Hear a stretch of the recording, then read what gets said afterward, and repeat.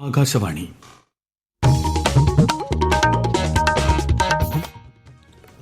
നമസ്കാരം. പ്രാദേശിക വാർത്തകൾ വായിക്കുന്നത് വിജേഷ്.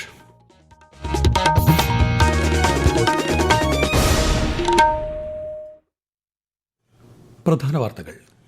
തിരുവനന്തപുരം ശ്രീചിത്ര ആശുപത്രിയിലെ ചികിത്സാ ഉപകരണങ്ങളുടെ അഭാവം പരിഹരിക്കാനുള്ള മാർഗ്ഗങ്ങൾ തേടുമെന്ന് കേന്ദ്ര സഹമന്ത്രി സുരേഷ് ഗോപി. പ്രതിസന്ധി ചർച്ച ചെയ്യാൻ അടിയന്തര യോഗം ചേർന്നു.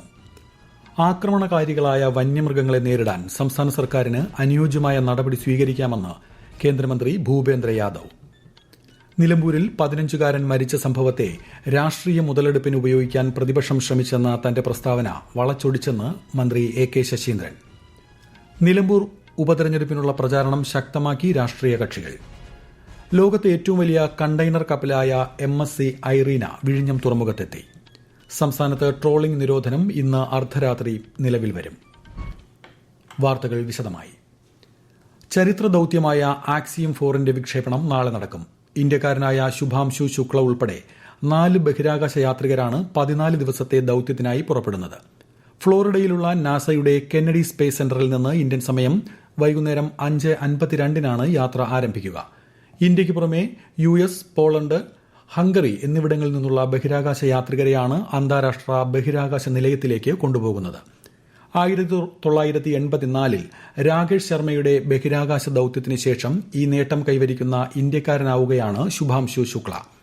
നാസ, ISRO, മറ്റ് അന്താരാഷ്ട്ര ബഹിരാകാശ ഏജൻസികൾ എന്നിവ തമ്മിലുള്ള പങ്കാളിത്തം കൂടുതൽ ശക്തിപ്പെടുത്തുന്നത് ലക്ഷ്യമിട്ടാണ് ആക്സിയം 4 ദൌത്യം ഒരുങ്ങുന്നത്.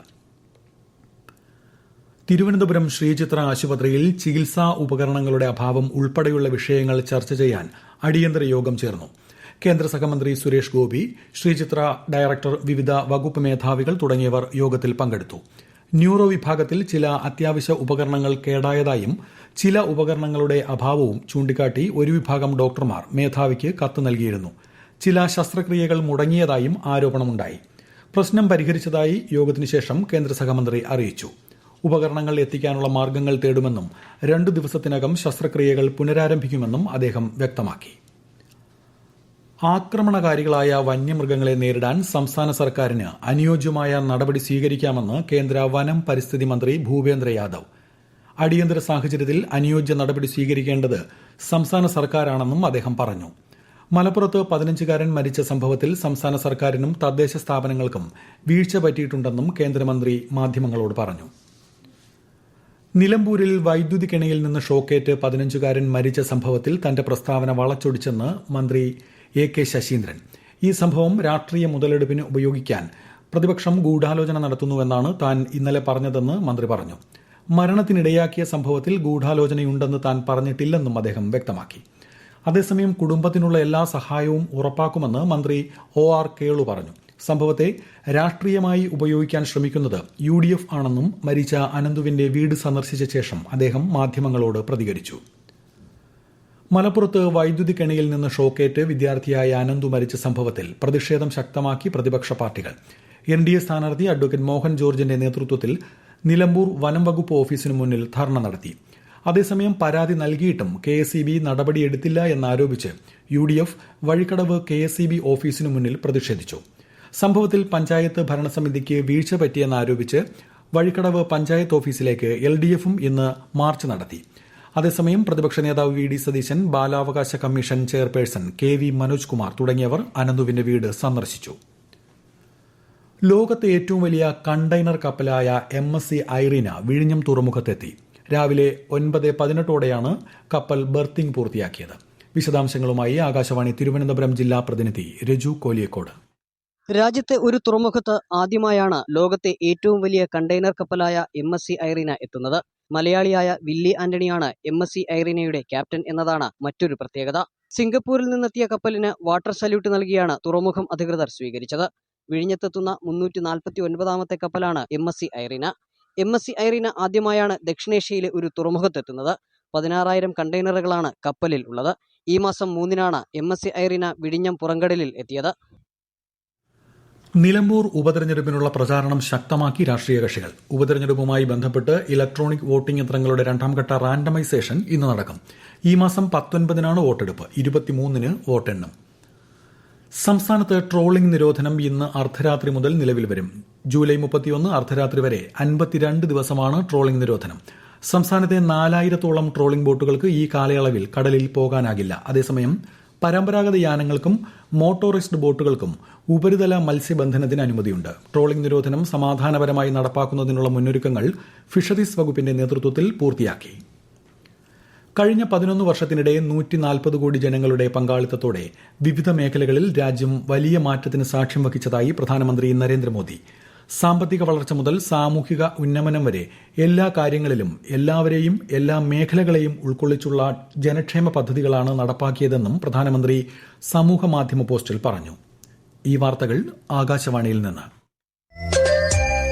ആകാശവാണി വാർത്തകളും വാർത്താ അധിഷ്ഠിത പരിപാടികളും all India radio news Thiruvananthapuram YouTube ചാനലിലും at all India radio news Thiruvananthapuram Facebook പേജിലും AIR ന്യൂസ് _ ഇൻസ്റ്റഗ്രാം അക്കൌണ്ടിലും at AIR news _ TVM X ഹാൻഡിലും ലഭ്യമാണ്.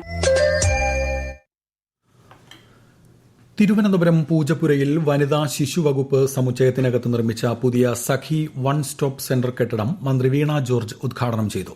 60 ലക്ഷം രൂപ ചെലവഴിച്ചാണ് കെട്ടിട നിർമ്മാണം പൂർത്തിയാക്കിയത്. സ്ത്രീകൾക്കും കുട്ടികൾക്കുമായ അതിക്രമങ്ങൾ തടയൽ, അതിജീവിച്ചവർക്ക് ആവശ്യമായ കൌൺസിലിംഗ്, പോലീസ് സംരക്ഷണം തുടങ്ങിയ സേവനങ്ങൾ ഒരു കുടക്കീഴിൽ ഉറപ്പുവരുത്തുന്ന പദ്ധതിയുടെ ഭാഗമാണ് സഖി വൺ സ്റ്റോപ്പ് സെന്റർ. ഗോത്രവർഗ നിവാസികൾക്കിടയിൽ വായനാശീലം വളർത്താൻ ലൈബ്രറിയുമായി വനംവകുപ്പ്. ഇടുക്കി ഉപ്പുതറ, കണ്ണമ്പടിയിലെ 3 ഗോത്രവർഗ ഉന്നതികളിലാണ് വനംവകുപ്പ് വായനശാല ഒരുക്കുന്നത്. സ്റ്റേറ്റ് ഫോറസ്റ്റ് ഡെവലപ്മെന്റ് ഏജൻസിയുടെ സഹായത്താൽ ഇടുക്കി വൈൽഡ് ലൈഫ് ഡിവിഷനാണ് പദ്ധതി നടപ്പാക്കുന്നത്. കൂടുതൽ വിവരങ്ങളുമായി ആകാശവാണി ഇടുക്കി ജില്ലാ പ്രതിനിധി രതീഷ് കൃഷ്ണ. ഉപ്പുതറ കണ്ണമ്പടി ഗോത്രവർഗ കോളനിയിലെ കൊല്ലത്തിക്കാവ്, കത്തിതേപ്പൻ, മേമാരി എന്നീ ആദിവാസി ഉന്നതികളിലാണ് വായനശാല തുടങ്ങുന്നത്. കുട്ടികൾ, യുവാക്കൾ എന്നിവരിൽ വായനാശീലം വളർത്തുകയാണ് വനംവകുപ്പിന്റെ ലക്ഷ്യം. തുടക്കത്തിൽ 1 ലക്ഷം രൂപയുടെ പുസ്തകങ്ങൾ എത്തിച്ചു കഴിഞ്ഞു. പരീക്ഷാ സഹായികൾ, വൈജ്ഞാനിക ഗ്രന്ഥങ്ങൾ, കഥ, നോവൽ, കവിത തുടങ്ങിയ പുസ്തകങ്ങളാണ് വായനശാലയ്ക്കായി ശേഖരിച്ചിരിക്കുന്നത്. ആദിവാസികളുടെ അഭിരുചിക്ക് അനുയോജ്യമായ കൂടുതൽ പുസ്തകങ്ങൾ എത്തിക്കുമെന്ന് വനംവകുപ്പ് അധികൃതർ അറിയിച്ചു. മുണ്ടക്കൈ വനമേഖലയിൽ ഒരാഴ്ച മുമ്പ് ഉരുൾപൊട്ടലിന് സമാനമായ രീതിയിൽ മണ്ണിടിച്ചിലുണ്ടായെന്ന് വിവരം. കഴിഞ്ഞ വർഷം ഉരുൾപൊട്ടലുണ്ടായ പ്രദേശത്തോട് ചേർന്ന കരിമുറ്റം മലയിലാണ് ഒരാഴ്ച മുമ്പ് ശക്തമായ മണ്ണിടിച്ചിൽ ഉണ്ടായത്. സംഭവം അധികൃതർ മൂടിവച്ചതായി പരാതി ഉയർന്നിട്ടുണ്ട്. കോന്നി കല്ലേലിയിൽ കാട്ടാനാക്രമണം. ബൈക്ക് യാത്രക്കാരനായ എസ്റ്റേറ്റ് ജീവനക്കാരൻ വിദ്യാധരൻ നായർ പരിക്കുകളോടെ രക്ഷപ്പെട്ടു. ഇന്ന് രാവിലെയാണ് സംഭവം. ഇയാളെ പത്തനംതിട്ട സ്വകാര്യ ആശുപത്രിയിൽ പ്രവേശിപ്പിച്ചു. കല്ലേലി റോഡിൽ സ്ഥിരമായി കാട്ടാനകളുടെ സാന്നിധ്യമുണ്ട്. കണ്ണൂർ കൊട്ടിയൂർ ക്ഷേത്രത്തിലെ പ്രസിദ്ധമായ വൈശാഖ മഹോത്സവത്തിന് തിരിതെളിഞ്ഞു. ഇന്നലെ അർദ്ധരാത്രിയോടെ ആരംഭിച്ച നെയ്യാട്ടം പുലർച്ചെയോടെ പൂർത്തിയായി. വിശദാംശങ്ങളുമായി ആകാശവാണി കണ്ണൂർ ജില്ലാ പ്രതിനിധി KO ശശിധരൻ.